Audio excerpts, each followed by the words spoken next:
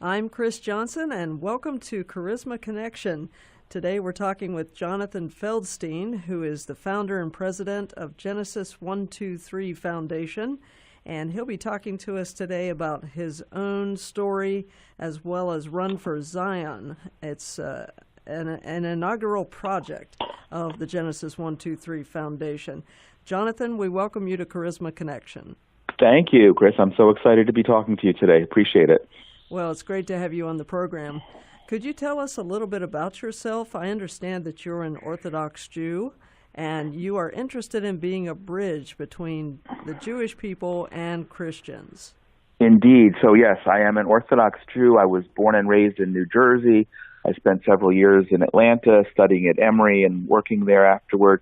And more than interested in being a bridge between Jews and Christians, it was when I was living in Atlanta that I really had my first meaningful exposure to Christians, and an experience that I had in a small church in Cleveland, Tennessee, sometime in the late 1980s, is where God called me to be a bridge between Jews and Christians. And he put on my heart how important it was, and I didn't understand, but I knew he was calling me to do something, and I've been trying to embrace and really exalt that in my life and my career for the last 30 years. It's something that it's not only because it's a calling from God, but it's something that I found that has given meaning to my life and makes me a better person. Excellent. Well, I can tell that you're doing a fine job at it. I keep seeing your name on these types of things. Now, why do you think the fellowship between Jews and Christians and also the Christian support of Israel is so important? Well, so I mean, that could be an hours-long conversation. There's so many reasons. First of all, and I think it begins with God. We're the only people, Christians and Jews, who worship the Creator of the universe. And some people will say in that context that we worship the only God. Well, of course, He's the only God, and anyone else who worships something else is not revering God and the Creator, who's the Creator of the universe, and who's the God of Abraham and Isaac and Jacob. So we have that in common, and that as a foundation makes the fact that there's so much more that we as Jews and Christians have in common. And I think that over I was going to say centuries, but unfortunately it's been millennia, there's been way too much division. And what we've seen in my lifetime, and which goes in, I'm not 70, but I've lived long enough that since the birth of the State of Israel, the rebirth of the State of Israel, it's obviously meaningful to Jews, but it's meaningful. It has to be meaningful to Christians.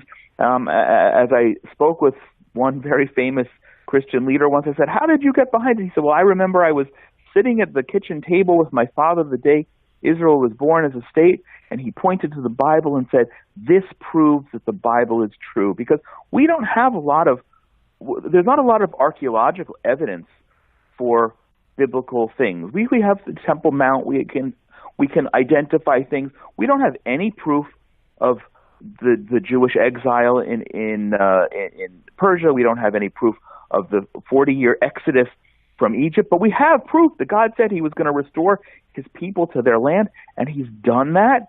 And we've prospered there. We are prospering there.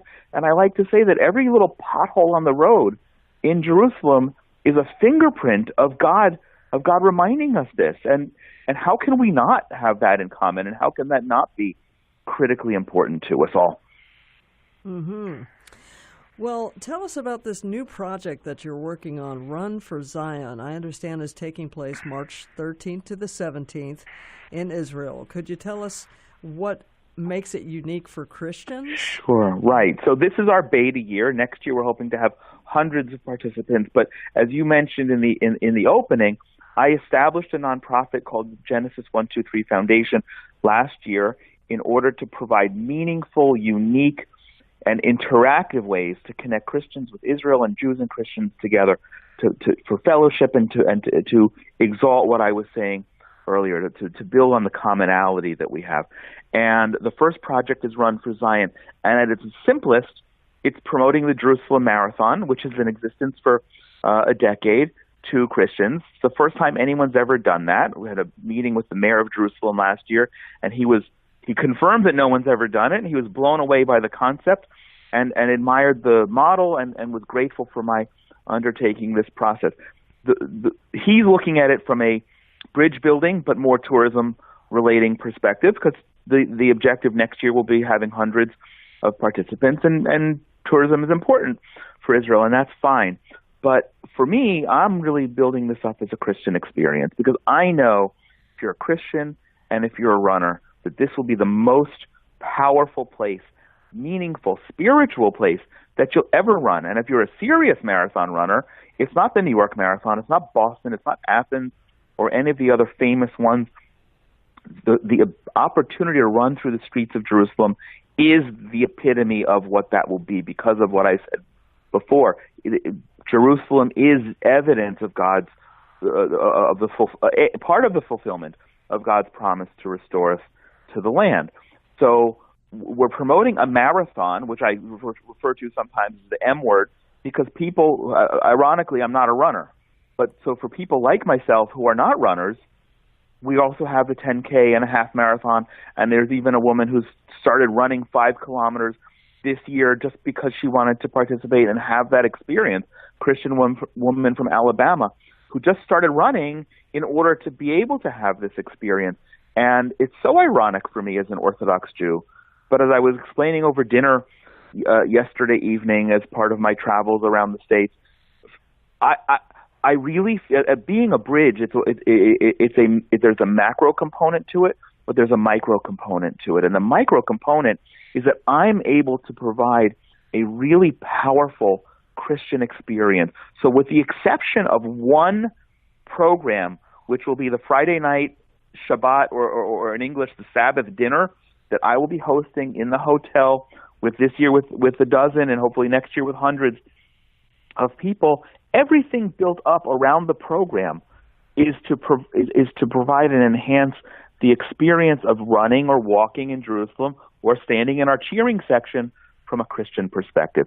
So, for instance, I don't know if you're a runner, but you probably know it's customary before a marathon that you eat a high-carb pasta dinner to get energy. Well, we're doing that. We're doing that in a beautiful restaurant in Jerusalem the night before the marathon. But we're also going to make it into a spiritual opportunity so that we don't miss the incredible power of what will be embarked upon the following morning. It's not just a run. It's a run through the streets of Jerusalem.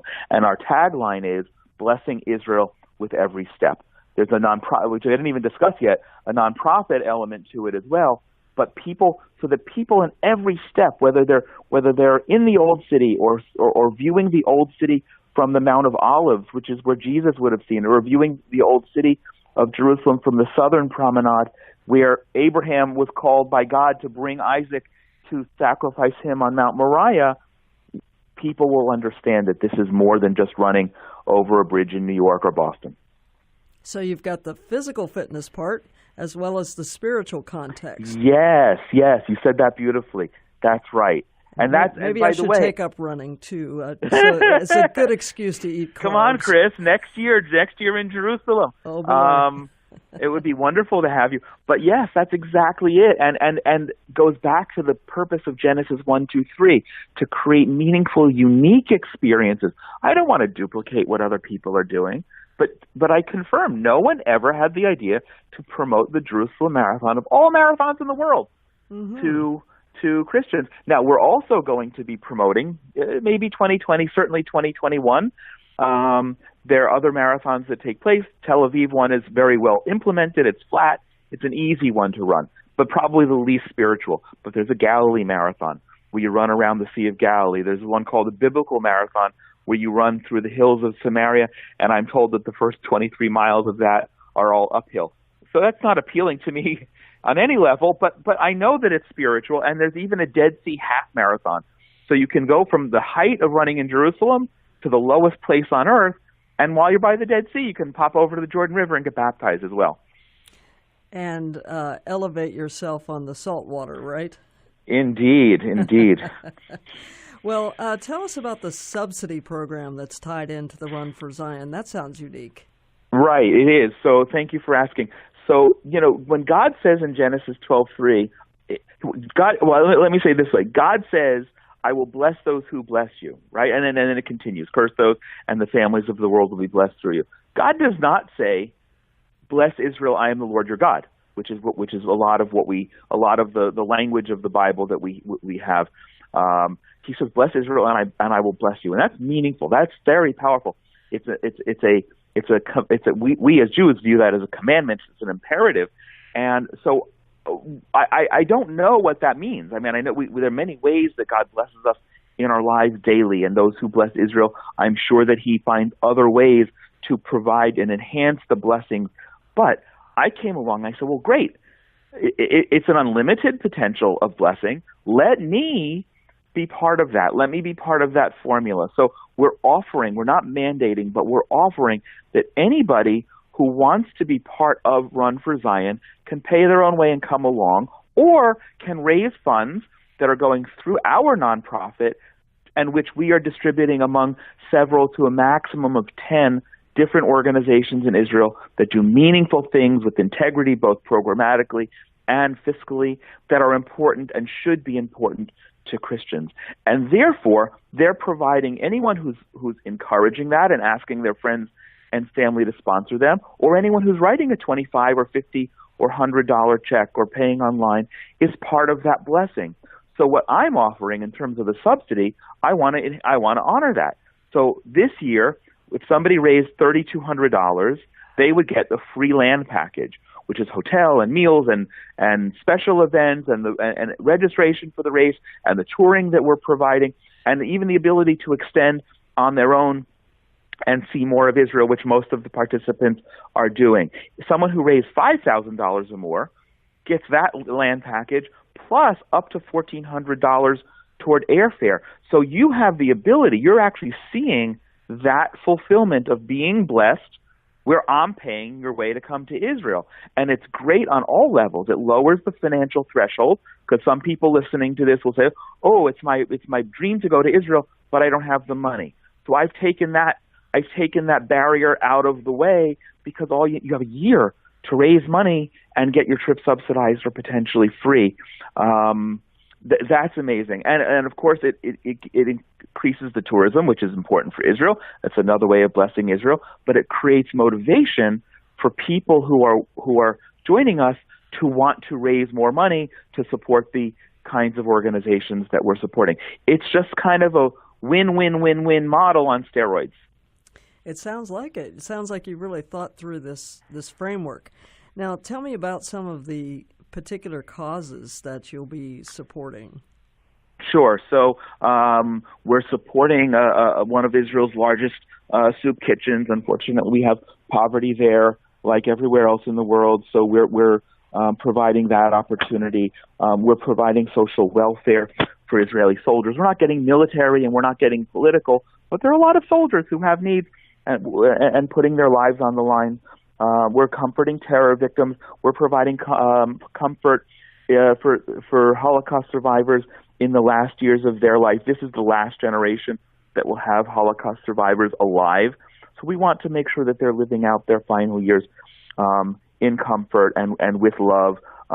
Protecting unborn babies. The problem exists worldwide. Fortunately, it's not as big a problem in Israel, but if there is an issue, it is not as politically divisive. But there is an organization that we're working through that helps women make a positive choice not to terminate a pregnancy, helping orphans and at-risk youth.